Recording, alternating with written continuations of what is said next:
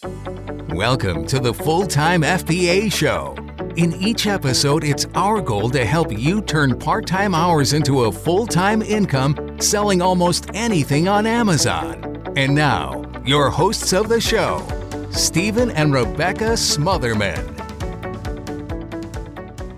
Hello there, and welcome to this episode of the Full-Time FBA Show. We're on episode number 270, and we're going to be talking today about thrift store strategies for sourcing Amazon FBA inventory. And with me to talk about this topic is my favorite partner for thrift store shopping, Stephen Smotherman. Yeah, we've been to a lot of thrift stores together. A lot of thrift stores. Yeah, and we found some really good stuff, and we'd love to talk to you about that this week on the Full-Time FBA Show.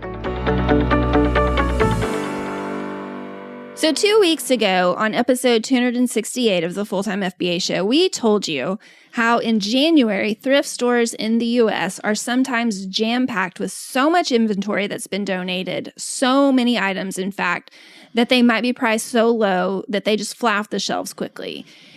So they have even more room for inventory that's just sitting in the back of the stores because they've received so many donations. Mm-hmm. And that means that thrift stores just might be a good place for you to find both new and used items to source on a daily basis to sell on Amazon. But as an Amazon seller, you need to be very careful how and what items you source to sell on Amazon, especially from thrift stores. Mm-hmm. Because if you source from a thrift store the wrong way, it could greatly jeopardize your Amazon seller account. Yeah, you can't just buy anything from a thrift store and sell it on Amazon. And so it's really important to know what are the best opportunities to source from thrift stores to sell on Amazon. And some of you might be hearing today's topic and you're wondering, what can you even find at a thrift store? Isn't a thrift store filled with a bunch of used junk? Yes. Yeah, well, basically, yes. But one man's trash can be another man's treasure. But you can find brand new items at thrift stores from time to time. Yes, people donate brand new items to thrift stores often, especially right after Christmas. I mean, maybe someone got something as a Christmas gift from their Aunt Ruth and they have zero need for it. They don't even know who they could give it to. So they just add Aunt Ruth's gift to their thrift store donate pile. And that's when you find it brand new on the thrift store shelves. You scan it. You see it's an easy $20 profit. I mean, that happens really a lot more often than you would expect. And so I also want to just say my apologies. If you have an Aunt Ruth, I won't be talking about her. It wasn't her I was talking about. It was a different Aunt Ruth. Were you actually talking about my Aunt Ruth? Because I do have an Aunt Ruth. Oh, no, she's never given us a gift. So no, she hasn't. But did you forget? I kind of did, yes. Okay. Yep. So Stephen's face is so red right now. Oh, yeah. Just so you know. I'm sleeping on the couch. No. So you can sometimes find brand new stuff at Amazon, but you really need to be sure that it's actually in new condition. And you need to know what Amazon's definition of new is, because it usually means gift quality condition. In fact, if you want to read through Amazon's guidelines so that you know how to grade the condition of an item you're selling according to the exact specifics of their guidelines, you can go to fulltimefba.com/condition guidelines and you can see for yourself. That will take you directly to Amazon.com and their condition guidelines. So if you find yourself at a thrift store and you find a board game that's still factory sealed, but the packaging has a big dent in the corner or even a small dent, if the plastic wrapping has a tear in it, then according to Amazon, that is no longer new condition. The best condition that item can be sold in now is like new. It is like new. It's not new. So remember, new means gift quality. It doesn't mean unopened. It doesn't mean unused. So if an item you're sourcing isn't brand spanking new condition, then you can't sell it in new condition on Amazon. That doesn't mean you shouldn't source it to sell on Amazon at all, because most Amazon product categories allow sellers to also sell in non-new conditions. Rebecca has already mentioned like new, but most product categories also allow you to sell in very good condition or good condition, and some even in acceptable condition. Obviously, most of the items will sell at the highest possible price when it's sold in new condition, but don't let that tempt you to call a very good item or a like new item as new. Because one of the worst dings you can get on your Amazon seller account is if a customer complains to Amazon that you sold a used item and called it new. Too many of these dings on your account can get your account suspended. And so that makes it super important for you to only sell items from a thrift store in new condition if you're 100% sure it's in new condition. Otherwise, sell it in like new or the appropriate condition that matches the item's actual condition. So if you're at a thrift store and you find an item that's obviously not in new condition, but it's more in that like new or very good condition, how can you know if the item you're looking at will actually sell in used condition on Amazon? This is where our friend Keepa comes into the picture again. We talk about it a lot on the Full-Time FBA show because it helps us know if we should source this item, and it might be news to some Amazon sellers, but Keepa tracks more than just the sales ring history or the buy box history or the new price history. But Keepa also tracks the used conditioned prices as well. And you can see what the pricing history is for the lowest priced like new item or the lowest priced very good item and so on. And you can check the history of the prices in the past and see what the current low prices are for each of the conditions. Then you can make your best call on what to price your item to sell on Amazon and check to see if it's profitable to sell it at that price. And this is where things can get a little complicated, but the more you sell used items on Amazon, the more comfortable you'll get with what sales rank comfort zones that you will have. And overall, if the item has a really good sales rank, I would say that the new item probably gets the sale over 95% of the time. But maybe about 5% of the time a customer will buy an item off Amazon that's not in new condition, as long as they can save some good money. So if you're sourcing a used item in a thrift store, you want to make sure that the price history of that specific condition you're wanting to sell the item in is significantly lower than the new price. Yeah, still profitable, but significantly lower than the new price. Like, for example, say you're wanting to sell a used book in like new condition, and currently the new book is priced at $50, and the lowest like new book is priced at $48. Then you probably will never sell your like new book at $48 when a customer can get a brand new copy for just a few dollars more. On the other hand, if the new book is priced at $50 and you can sell your like new copy at $20, then the Amazon customer is way more likely to buy a like new copy if they can save $30. At thrift stores, you're probably buying these books for $1 each or less. And so selling a like new or a very good book for $20 when the new price is $50 still leaves you with plenty of profit for the sale. And that leads us into the next topic of making money on Amazon via thrift stores, and that's this. Which categories are the best to source at thrift stores to sell items in both new or used condition on Amazon?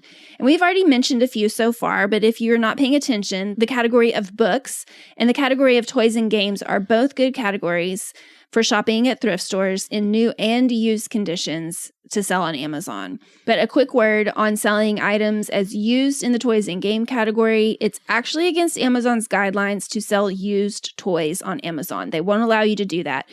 But you can sell toys on Amazon that are not in new condition. So how can you do that? By selling the toy in collectible condition. Oh, loophole. So if you find a non-new toy at a thrift store and you want to sell it on Amazon, you'll just need to be sure to sell it in the collectible like new condition, collectible very good, and so on.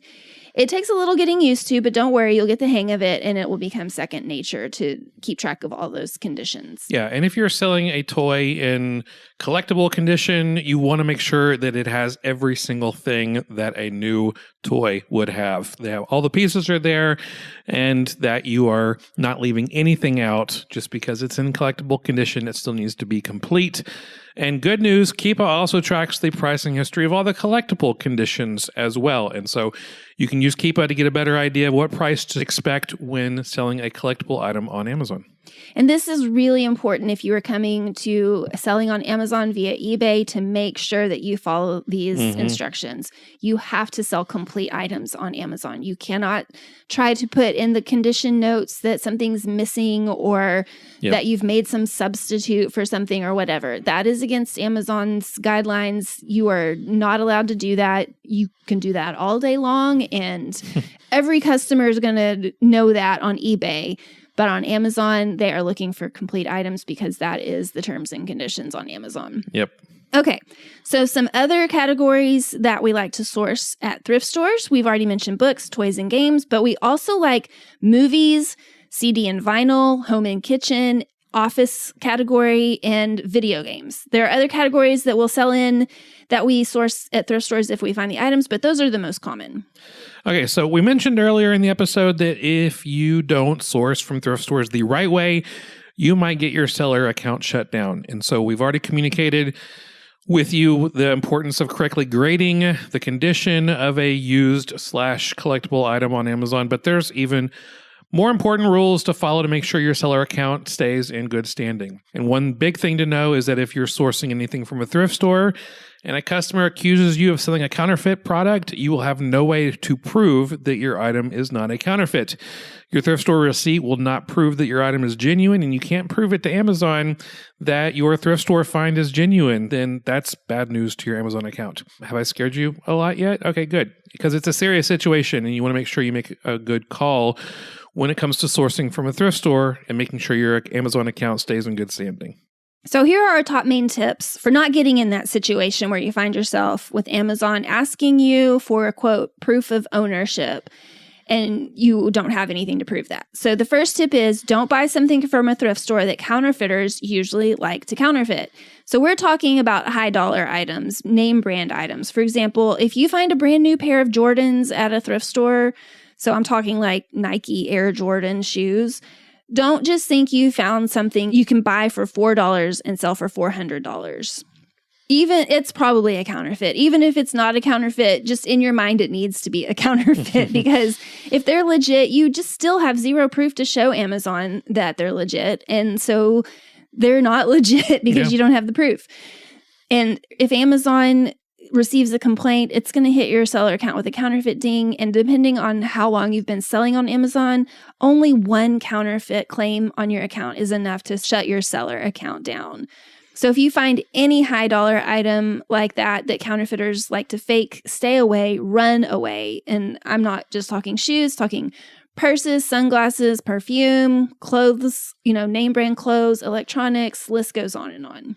Yeah. So the number 2 tip to source at a thrift store without Amazon asking you for a, quote, proof of ownership that you can't provide them is don't source an item from a thrift store that has been flagged as, quote, frequently returned item.